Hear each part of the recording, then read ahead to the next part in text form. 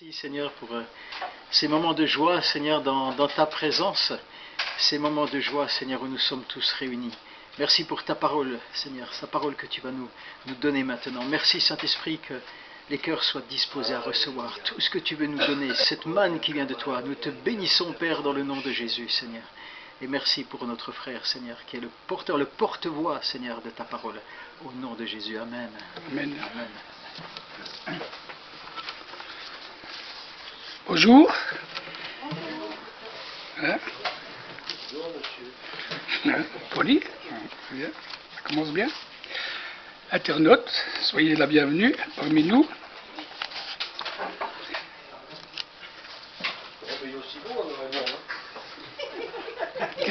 Qu'est-ce qu'il y a? C'est en noir et blanc, quoi. On me voit pas? Pourtant, ah oui, un noir et blanc, oui, bon. C'est pas un noir et gris?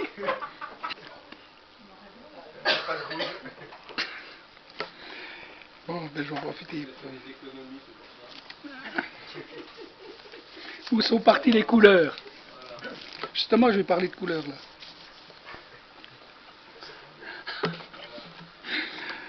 Introduction formidable. Dépêchez-vous, monsieur le pasteur, ça tourne. Ah, déjà, nous sommes de la joie. Voilà, les petits problèmes de son. Alors, il faut un titre, hein, je crois, non? Oui. Bon. Maintenant, je vois. Pas toi. Alors, nous allons voir, on va parler de deux aveugles. Il y en a 3 dans la Bible, enfin 3, il y en a beaucoup plus là, mais je voulais parler de 3, mais ça ne sera pas assez long, donc je vais en faire que 2. Le premier, ça sera dans Marc 8, 22. Alors, qu'est-ce qu'un aveugle? Nous allons parler d'aveugle, mais qu'est-ce qu'un aveugle? Quelqu'un qui ne voit pas. Qui ne voit pas quoi? Les couleurs, qui existent pourtant, hein, mais pas pour l'aveugle. Mais par contre, celui qui est aveugle, mais qui a vu quand même pendant des années, lui, c'est de quoi on parle quand même quand on parle de couleurs ou d'autres choses. D'une voiture, et c'est ce que c'est qu'une voiture, tout, même s'il ne la voit plus. Par contre, le troisième que je ferai la prochaine fois, lui, c'était l'aveugle-né, et là, c'est beaucoup plus compliqué. Alors, nous allons juste parler des deux. Alors, la Bible nous parle de 3 aveugles qui ont été guéris par Christ. Alors, le premier, c'est dans Marc 8, 22, l'aveugle de Bethsaïda, une petite ville de Palestine. Le deuxième, Marc 10, 46, l'aveugle de Jérusalem, Bartimée. Dans Jean 9, 1 à 5, l'aveugle de Jérusalem, donc l'aveugle né aveugle. Plusieurs dans la Bible sont devenus aveugles ou étaient aveugles pour des choses spirituelles, comme par exemple aussi, il y a beaucoup dans la Bible beaucoup d'aveugles. Déjà les premiers, c'était qui? Adam et Ève. Ils étaient aveugles sur quoi? Sur le bien et le mal. Et c'est pas Jésus Dieu qui a guéri, qui a redonné la vue, mais c'est Satan qui a donné la vue sur le péché, sur le bien et le mal.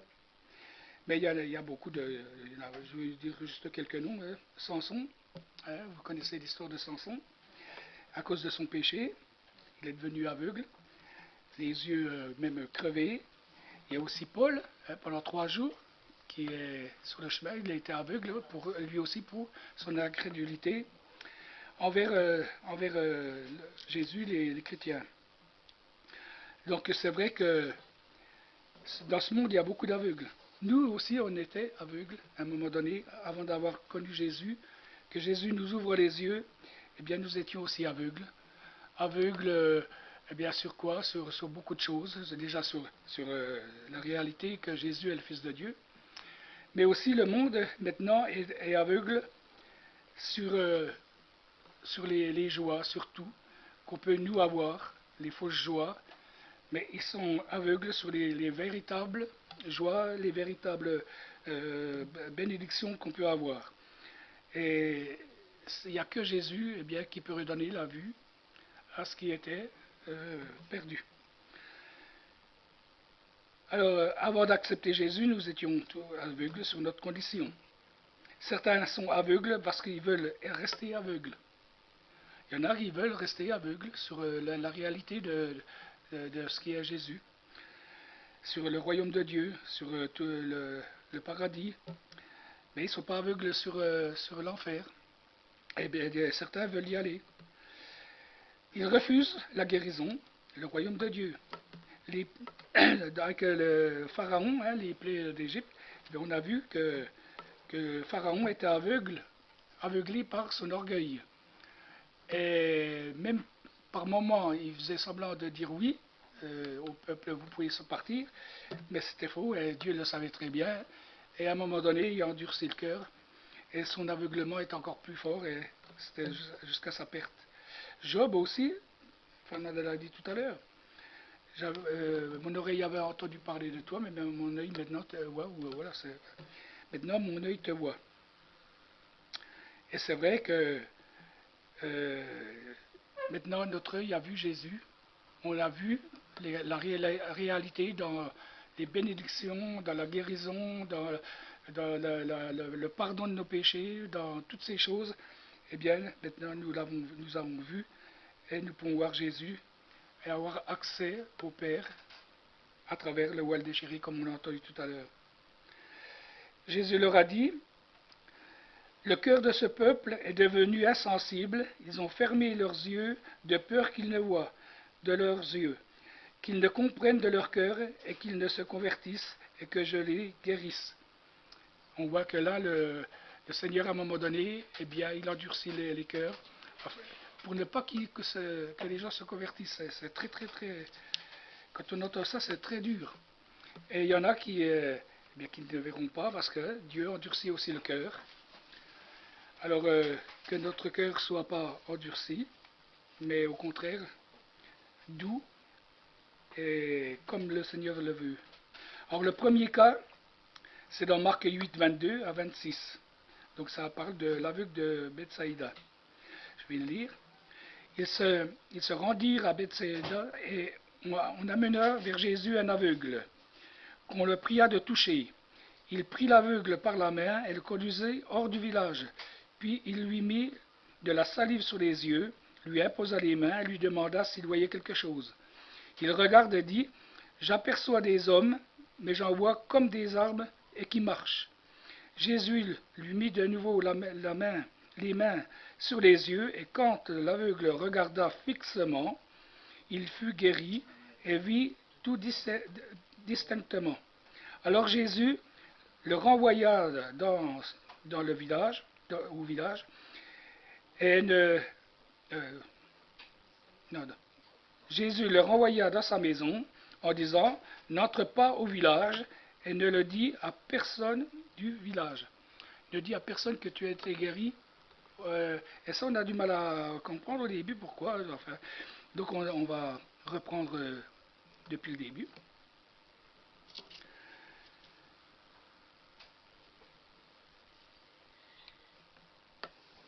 Donc, il se rendit à Bethsaïda. Alors, Bethsaïda, c'était une ville où Jésus a reproché à cette ville qu'ils étaient incrédules, alors que, comment ils venaient de voir les miracles de Jésus, la multiplication des pains et beaucoup d'autres choses encore. Et malgré tout ça, ils étaient incrédules et ils s'en fichaient complètement. Et comment Jésus a prononcé une parole aussi sur cette ville, hein, malheur à toi, parce que si les autres villes, je les ai marqués, mais je suis un peu perdu. Voilà. Avaient vu les miracles, eh bien, et ça serait pour eux quelque chose de merveilleux. Mais eux, eh bien, Jésus a condamné cette ville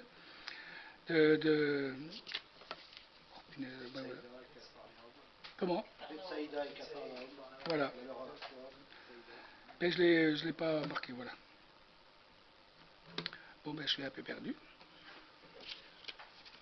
Alors cet homme, il n'avait rien à espérer. Un aveugle, il n'a rien à espérer qui pourrait, surtout dans cette ville.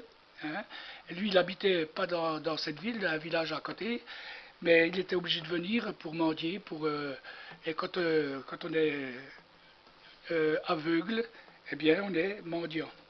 On dépend des autres. Et lui, eh bien, il dépendait de la bonne volonté des autres, de la quête qu'il pouvait avoir pour au moins manger. Mais il ne pouvait pas sortir de cette condition parce qu'il n'avait personne bien pour le guérir. La médecine ne pouvait rien faire pour lui. Puis il n'avait pas assez d'argent aussi pour le faire. Donc. Et cet homme n'avait rien à espérer, incrédule, dépendant. Jésus arrive, il prit l'aveugle par la main. Donc c'est intéressant de voir c'est Jésus qui l'a pris par la main. Et donc c'était quelque chose de personnel. Il a été le prendre lui-même hors du village, hors de la crédulité.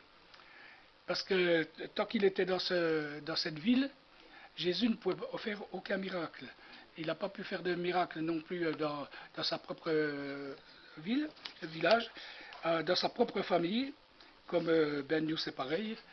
Moi je me rappelle quand j'étais guéri, tout de suite j'étais dans ma famille tellement heureux de proclamer ce que Jésus a fait.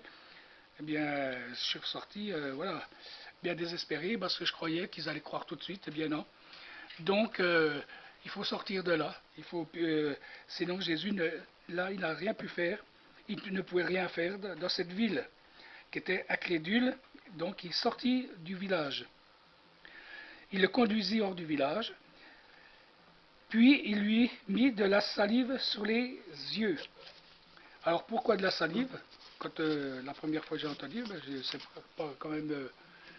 et pourtant, la salive, ça a quelque chose de tellement formidable. Et il lui imposa aussi les mains. Alors pourquoi la salive? C'est cracher, tout ça. Jésus, il connaît ça, puisqu'on lui a craché dessus. Beaucoup de fois sur le passage, et même à la croix partout. Et on voit que le crachat, c'est maudire quelqu'un, c'est le repousser, c'est quelque chose qui n'est pas bon. Et si on crache sur... bon, on ne le fait plus. Ouais, on a certainement craché, peut-être pas directement sur quelqu'un, mais en voyant quelqu'un, voilà, puis ça se fait encore. Et donc la salive, c'est quelque chose qui peut être bénéfique, mais aussi pour maudire quelqu'un, le refuser. Donc à quoi ça sert la salive? Donc si Jésus a pris de la salive, c'est qu'il y a une bonne raison. Il n'a pas pris de la salive comme ça. La salive, c'est pour humidifier, pour lubrifier. Et vous avez déjà remarqué qu'il y a des fois, on manque de salive, eh bien, c'est bien sec. Et on a du mal à manger. On ne pourrait même pas manger d'ailleurs si on n'avait plus du tout de salive. Et, je pense que l'aveugle, il était aveugle déjà depuis des années, peut-être les yeux ouverts, et ses yeux étaient déjà bien secs. Et déjà pour la raison là, Jésus a mis de la salive, déjà aussi pour lubrifier de nouveau, pour humidifier ses yeux. Comme la salive, on voit que c'est notre carte d'identité pour l'homme. C'est encore plus fort que les empreintes qu'on peut avoir. L'ADN. Donc c'est beaucoup plus fort. Maintenant, ils ont trouvé avec l'ADN, on peut retrouver quelqu'un il y a des dizaines, des centaines même d'années, toute sa vie. Et l'attise la faim.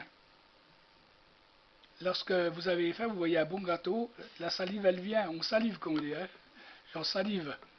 Ça vient, puis on a envie de manger. Elle apaise la soif.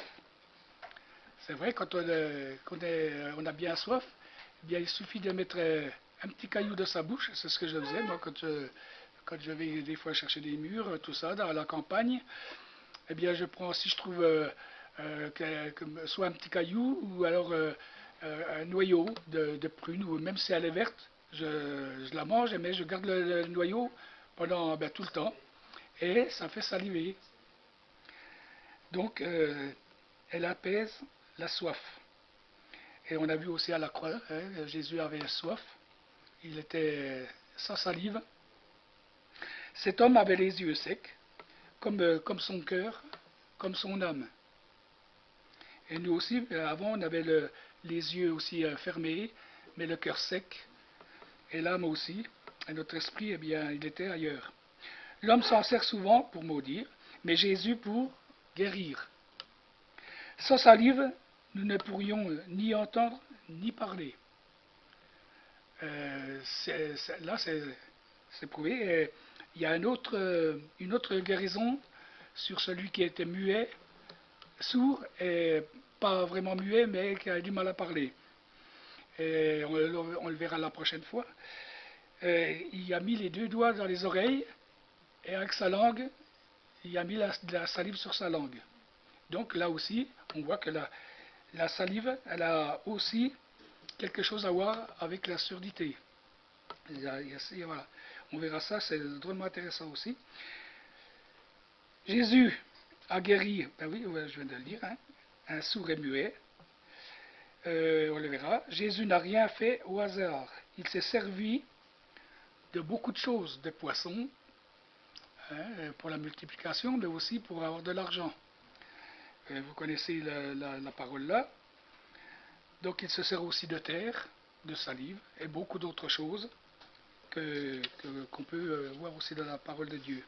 Et chaque fois qu'il s'est servi de quelque chose qui nous semble, pourquoi qu'il a fait comme ça, mais il y a une raison. Ensuite, il a la salive sur les yeux, il a posé les mains et lui demanda s'il voyait quelque chose. Il regarda et dit, j'aperçois des hommes, mais j'en vois comme des arbres et qui marchent. Comme des arbres et qui marchent. Alors, comme des arbres, mais qui marchent. Est-ce qu'il y a, comment il a pu voir des arbres qui marchent? Alors, on pourrait se dire, bon, avec la salive dans les yeux, il voyait trouble. Et donc, il a peut-être inventé, il a vu quelque chose, et puis il a inventé ça pour dire à Jésus, ben ça va, quoi. Maintenant, je vois assez pour marcher, quoi. Donc, cet homme aussi, bien, il s'est contenté de voir à peu près, quoi, dans le brouillard, mais alors soit que c'était la salive, soit que lui, il n'avait pas trop envie et il voulait arrêter là, c'est bon, une fois ça va, parce qu'il n'avait pas encore cette foi, il était encore incrédule, il était sorti parce que Jésus l'a emmené hors de la ville, mais lui, il était peut-être encore un peu, alors Jésus lui mit de nouveau les mains sur les yeux. Donc de nouveau, il a remis les mains. Et souvent, nous, au départ, eh bien, Dieu peut nous guérir. Mais, moi, c'était mon cas, hein, j'étais guéri. Et je me disais, peut-être que c'est Jésus, peut-être que c'est la médecine, peut-être... J'étais pas encore... voilà, j'étais encore trouble dans mon esprit. Je voyais encore trouble. Et je pouvais inventer aussi des choses comme ça. Par contre, eh bien, quand mes yeux se sont réellement ouverts, la crédulité est partie, et puis je suis pu retourner un peu partout pour dire ça y est, Jésus m'a guéri, alors que moi-même je ne croyais pas trop. Lorsque le chirurgien m'a dit, là je ne sais pas ce qui s'est passé, mais je n'ai pas pu lui dire, mais c'est Jésus qui m'a guéri. J'aurais pu y dire n'importe quoi, mais pas ça, parce que je ne croyais pas moi-même. Donc cet homme, il n'était pas encore sûr que c'était Jésus qui venait de le faire. Donc là, oui, c'est vrai, la première fois on peut être incrédule, on se contente de voir un peu, puis on se dit ça va aller comme ça. Ensuite, comme des arbres qui marchent, Jésus lui mit de nouveau les mains sur les yeux, et quand l'aveugle regarda fixement, il fut guéri. Alors là, la deuxième fois, la première fois il y a marqué il regarde, il regarda. Et la deuxième fois, il regarda fixement. À ce moment-là, la deuxième fois, il a regardé fixement, et là, il a vu, il a compris, il a eu la foi de croire que Jésus, c'était lui qui venait de le guérir. Et il fut guéri, parce qu'il a eu aussi la foi de croire. Il vit tout distinctement. Donc, plus troublement. Et une fois qu'on a compris que c'est Jésus qui nous a guéris, la foi augmente, bien sûr. La foi, elle peut augmenter que par ce qu'on peut voir dans notre vie, déjà, dans notre corps. On peut bien sûr, on le lit, mais quand ça nous arrive, eh bien là, on croit. Il fut guéri et vit tout distinctement. Alors Jésus le renvoya dans sa maison en disant, n'entre pas au village et ne dis pas à personne, et ne dis à personne du village, ne le dis à personne du village. Alors il lui a dit, parce que c'est sûr, mais en sachant très bien, la première chose qu'il allait faire, c'est aller vite de courir, de dire je suis guéri, je suis guéri. Mais Jésus lui recommande ça pour ne pas que l'incrédulité revienne. Parce que les gens ils disent mais arrête-toi, c'est pas, tu dis n'importe quoi, c'est comme ça, voilà, c'est fini pour, tu vas te retrouver la vue comme ça. Et lui il aurait pu certainement retourner aussi. Donc Jésus lui a donné ce conseil, quoi, même peut-être cet ordre, ne retourne pas, mais certainement qui est allé quand même. Mais la Bible ne le dit pas. Voilà, cet homme aurait pu dire, bon, je vois un peu, ça me suffit. Mais si on se contente du peu, eh bien, on a le peu. Mais Dieu en réserve tellement de choses pour nous, inépuisables, et nous, on ne doit pas se contenter du peu. La veuve, hein, avec les jarres, elle s'est contentée, elle s'est dit, bon, avec tout ça déjà, ça fait, puis je ne vais pas exagérer. Et si elle en avait mis le double, le triple, ben, tout était rempli. Moi, quand je suis allé voir mon père pour qu'il me donne une mère lapin, mais avant même de la chercher, j'ai lu dans la Bible la multiplication des pains. Je me suis dit, mais s'il multiplie mes lapins, il faut que je fasse une grande cage. Et j'ai fait une grande cage, très grande. Mais j'aurais pu je l'aurais fait encore beaucoup plus grande. La multiplication aurait été encore plus grande. Mais je me suis dit, je ne savais pas que j'allais avoir autant de lapins. La foi n'était pas encore tout à fait là. Hein. Mais voilà, donc on ne doit pas se contenter. Quand on prie, on dit pas, il ne faut pas dire, bon, je vais demander ça, mais il ne faut pas que j'exagère quand même. Non, demandez et vous recevrez. Et voilà, quand c'est quelque chose de valable. Alors, si on demande de gagner combien 200 millions au loto ou machin, non, ça ne marchera pas. Hein. Même un centime, ça ne marchera pas non plus. Parce que Dieu nous donne avec abondance, mais quand c'est lui qui nous les donne, pas le jeu. Hein, parce que voilà, alors ne dit à personne, donc gardons au début, tant que nous n'avons pas assez de foi pour le dire et comprendre ce que Jésus a fait pour nous, eh bien, on garde ça pour nous. Bon, là, j'étais un peu vite. Et je vais reprendre le deuxième. Alors, le deuxième, c'est Marc 10, 46 à 53. L'aveugle, Bartimée. Aveugle et mendiant. Alors, ce qui est extraordinaire, c'est que, enfin extraordinaire, plutôt navrant,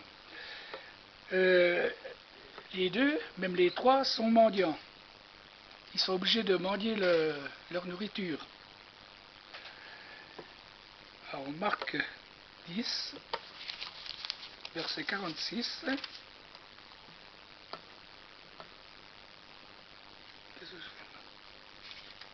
C'est de côté.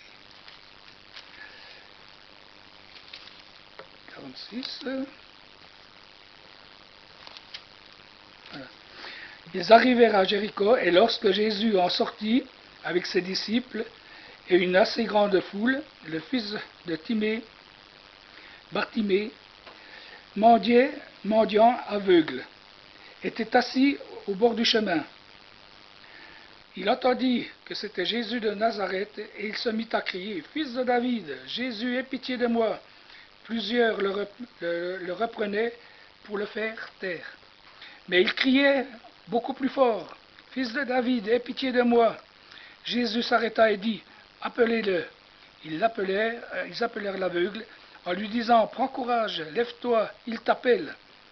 L'aveugle jeta son manteau et se leva d'un bond, vint vers Jésus. Jésus, prenant la parole, lui dit, que veux-tu que je te fasse? Rabouni, lui répondit l'aveugle, que je recouvre la vue. Et Jésus lui dit, va, ta foi t'a sauvé. Aussitôt il recouvra la vue et suivit Jésus dans le chemin. Alors,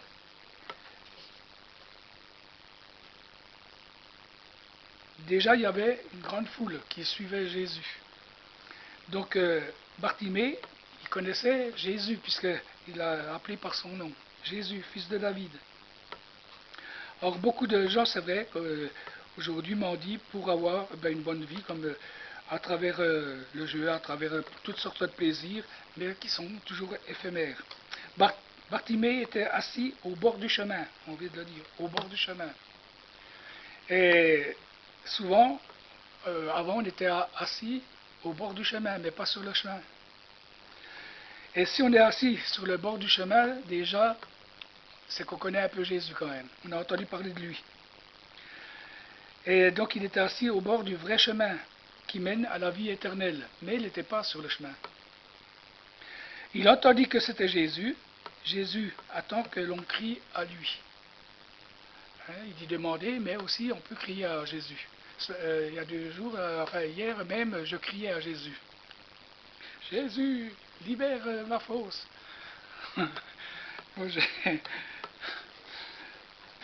Mais, donc il attend que l'on crie. Au début, quand c'est arrivé, internaute, je peux vous dire, j'avais pas la fosse septique, mais le puits perdu qui était complètement bouché, et puis ça revenait dans la maison, tout ce qu'on peut dire, tout ce qu'il peut y avoir de sale. Donc ça a duré quand même 5 jours. On avait beau chercher. Au début, c'est vrai que j'ai pas trop prié. Je disais, Seigneur, toi, il faudrait peut-être faire quelque chose quand même. Mais voilà, c'était superficiel, c'était pas. Voilà. Je voulais chercher déjà par moi-même et par aussi une personne qui est venue avec ce qu'il fallait. Mais voilà. Donc, mais Jésus attendait que je crie à lui. Et là, j'ai crié. Et ça s'est débouché. Merci Seigneur. Et c'est là qu'on voit que c'est la vérité. Mais on est quand même incrédule aussi déjà, malgré qu'on sait, mais on peut avoir des doutes. Mais il ne faut pas avoir de doutes, douter de nos doutes. Plusieurs le reprenaient pour le faire taire. Certains, encore aujourd'hui, puis même en tant que chrétien, on peut dire, bon, non, il ne faut pas qu'on parle de Jésus comme ça à cette personne-là, qu'est-ce qu'il va dire Voilà, donc on a toujours une retenue pour parler de Jésus. Avant, c'était mon cas, j'avais bien du mal, surtout dans mon travail, tout ça, si je me disais, il faudrait que je parle, mais non, c'est parce qu'il y aura ça, puis on invente plein de choses. Et c'est sûr que, eh bien, pour cet homme-là, il le reprenait. Arrête, ne crie pas. Mais il était bien obligé déjà de crier, parce qu'avec toute la foule qu'il y avait, il fallait qu'il se fasse entendre par Jésus. Alors il lui disait, tais-toi. Alors Jésus dit, appelez-le. Et les disciples disent, il t'appelle. Ça c'est quand même formidable, hein, que ce soit Jésus qui nous appelle. C'est lui qui nous a connu le premier, qui nous a appelés. Voilà. Alors voilà la solution, répondre à l'appel de Jésus. C'est là la question la meilleure pour chacun de nous. Et nous, eh c'est pareil, un jour, eh bien, on a trouvé la solution, on a crié à Jésus, on a répondu à son appel, et on est arrivé vers Jésus. Il se débarrasse, ensuite, il se débarrassa de quelque chose, du vêtement, qui représente aussi dans la parole aussi une autorité, mais aussi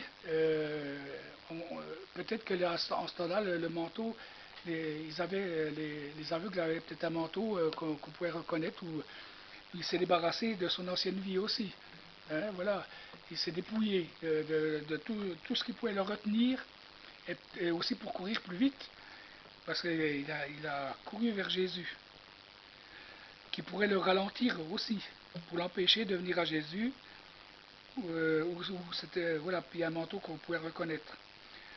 Et Jésus lui dit, va, ta foi t'a sauvé. Parce qu'il a eu cette foi, il ne s'est pas dit, mais attends, je vois pas encore tellement, est-ce que je suis vraiment guéri, tout. Il ne s'est pas posé de questions, il a enlevé son vêtement, il s'est levé, et il a suivi, il est arrivé vers Jésus, et Jésus il dit, ta foi t'a sauvé.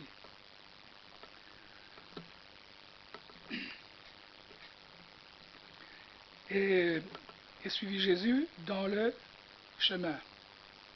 Alors là, il n'est plus resté au bord du chemin, mais il a suivi Jésus dans le chemin. Il a suivi Jésus, hein, il n'était pas devant. Mais sur le bon chemin. Au début, il était au bord du chemin, donc il avait un pied sur le chemin, le bon, mais pas les deux. Et je pense qu'encore beaucoup, même des personnes qui se disent chrétiennes, mais qui ont encore un pied au bord du chemin, qui ne sont pas totalement sur le vrai chemin, qui mène à la vie éternelle. Et ben, d'être au milieu, avoir qu'un seul pied, ça ne suffit pas. Il ne faut surtout pas être doux, hein, tiède, comme dit la parole, parce que là c'est terrible. Il vaut mieux être froid, mais il vaut mieux être froid, mais il vaut mieux être bouillant. Hein, voilà, ce que c'est quand même mieux d'être bouillant, ou alors froid, pour puis retourner d'où on venait. Cet homme aurait pu être complètement froid et retourner dans sa ville, puis se dire après tout, maintenant, parce qu'il faut se poser la question, quand on est libéré, cet homme, peut-être qu'il allait travailler dans sa vie, au début il savait ce que c'était que le travail. Il s'est dit, si jamais je suis guéri, fini la belle, enfin la belle vie entre guillemets, mais il va falloir que je travaille. Aïe. Pour gagner ma vie et celle de ma famille, s'il avait une famille. Donc là, il n'a pas réfléchi à ça. Il s'est levé d'un bond. Et la prochaine fois, nous pourrons voir aussi, eh bien, lorsque Dieu nous guérit, eh bien, il se passe quelque chose qui peut être très terrible, encore plus terrible qu'avant. Lorsque j'ai été guéri, mais avant d'être guéri, j'étais aménagé, chez Peugeot, aux automobiles. Voilà. Donc j'étais aménagé, je faisais plus grand chose, quoi. J'étais tranquille pendant environ 1 an et demi, 2 ans. J'avais pas grand chose à faire de ma journée, j'étais très bien. Et puis, mais Jésus m'a guéri. Et je suis resté quand même un petit moment, comme ça, très bien, j'étais guéri. Je pouvais marcher normalement, tout. Et puis j'entendais le prêche. Puis un coup, il y a le pasteur qui dit, voilà, j'ai rencontré quelqu'un qui avait une pension. Et puis, il est retombé dans sa maladie. Et je lui ai posé des questions. Et puis, je lui ai dit, mais au fait, tu touches toujours ta rente? Ah bah oui, mais normalement, tu es guéri. Donc, il faut le dire que tu es guéri. Oui, mais je ne vais plus toucher. Ah ben, il dit, ah, voilà. Mais il n'a pas voulu, il n'a rien dit. Il a continué à mentir. Et cet homme bien, est tombé malade, mais il est mort avec sa maladie, quoi. Donc, moi, j'ai entendu ça, je me suis dit, mais vous faites, je triche quand même. Maintenant, je suis guéri, il faut que je retourne en chaîne. Si je le dis, ils vont me remettre en chaîne. Ah non, non, non. Ça faisait 20 ans que j'étais en chaîne, j'ai dit, non, non, non, non, non, je ne vais pas retourner en chaîne, non. J'ai dit, alors ça, Seigneur, non, tu connais. Hein. Par contre, je veux bien avoir un autre travail, bien travailler, mais pas en chaîne. Et c'est là que le Seigneur m'a donné le travail que je voulais, être magasinier ailleurs. Voilà. Donc, c'est pour simplement dire, bien, Jésus, quand il nous guérit, quand on demande la guérison, il faut aller beaucoup plus loin que ça.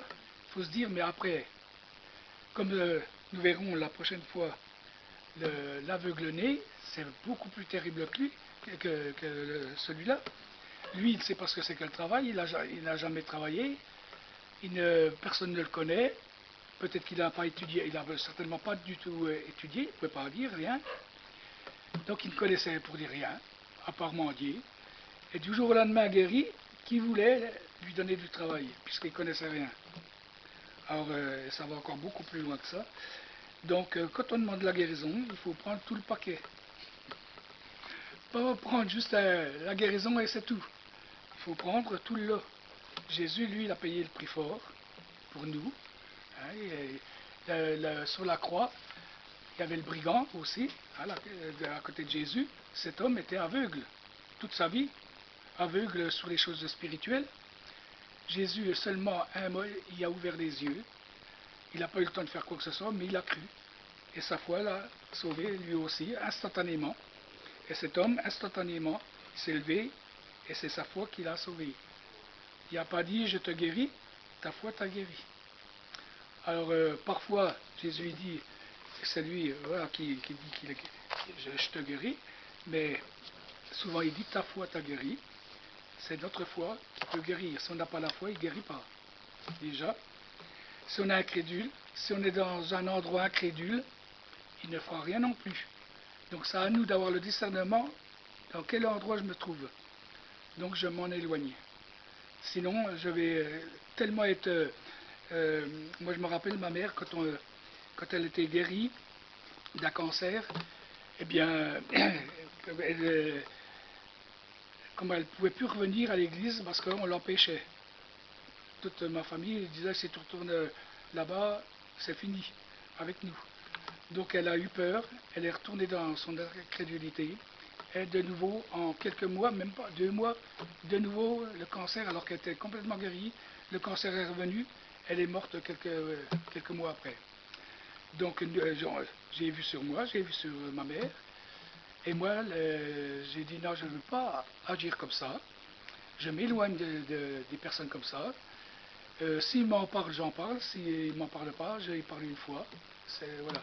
Donc on ne doit pas tarabusquer quelqu'un, ça ne sert absolument à rien. Et si ces personnes risquent d'influencer, de nous influencer dans le mauvais sens, eh bien, on s'écarte. Et nous, on tient la guérison, on tient notre salut, parce qu'il faut aller jusqu'au bout de la course. Que le Seigneur vous bénisse. Christian, ce qu'il a reçu là, moi j'avais reçu mon oreille d'antan, oui, c'est Job, hein. Mais je ne savais pas, je n'ai pas regardé son métrage, rien du tout. Hein. Ah non, non. Je dis franchement, je ne regarde pas ces messages. Hein. Et bon, bah, j'avais vraiment ça dans mon cœur. Hein. Amen. Amen. C'est qu'un, hein. Mon oreille avait entendu parler de toi et maintenant mon œil te voit. Amen. Alléluia. Amen. Christian, tu n'es pas le seul qui a été rejeté. J'ai été rejeté aussi quand je suis venu dire avec joie, je suis guéri, que je faisais des bons. On m'a dit, il est fou lui, il n'est pas bien, c'est un illuminé. J'ai dit non, j'étais éclairé et j'étais guéri au nom de Jésus. On est dans une secte. Voilà, j'ai connu pareil. Et c'est vrai que quand on est sur le chemin, il ne faut plus retourner sur le bord du chemin. Il faut rester sur le chemin.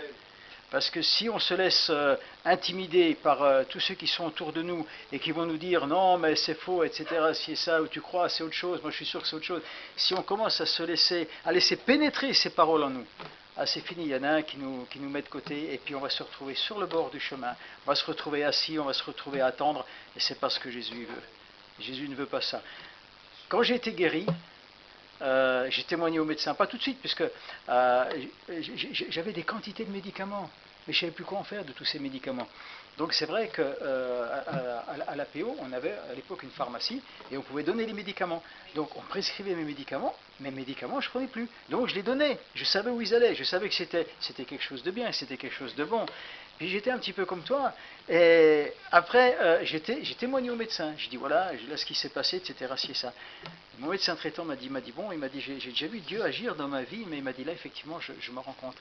Et vu l'âge que j'avais, on m'a quand même laissé mon invalidité 2e catégorie, on m'a pas embêté, rien du tout, on m'a laissé dans l'état que j'étais, on m'a laissé avec toutes les choses que j'avais.